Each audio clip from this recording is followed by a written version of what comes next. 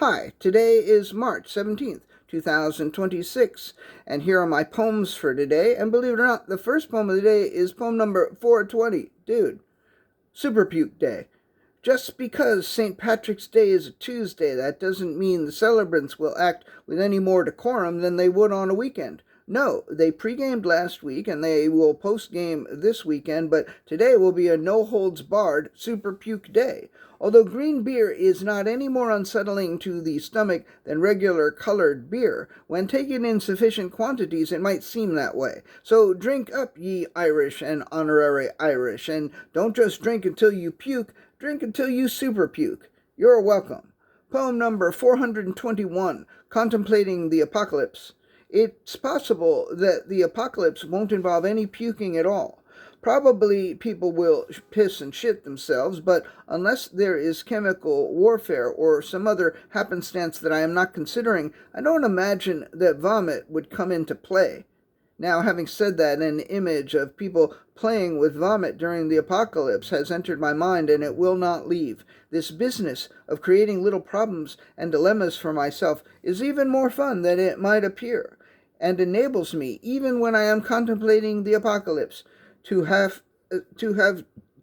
escape the despair I might otherwise experience. Poem number 422, Hands.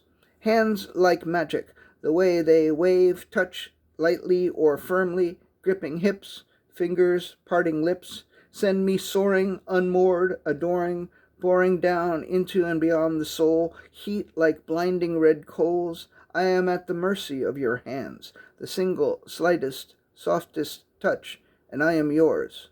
Poem number 423, Concerto for Inverted Orchestra. For this concerto, the composer instructed that the orchestra be inverted, brass and percussion in the front, strings in the back with the woodwinds still in the middle. When the audience entered the hall, they were momentarily disoriented, as were the musicians, but that was all part of it. That was one of the main points of inverting the orchestra. The music began, and the brass and percussion overwhelmed and dominated, which was another of the points of the inverted orchestra. You could barely hear the strings, but you could tell that what they were playing was quite beautiful. The audience seemed to really like the composer's new concerto. It was arguably a total failure. The composer went home and revised the work, which is now called Concerto for Reverted Orchestra. I look forward to hearing it. And the last poem of the day, poem number 424, The Sound of Squash.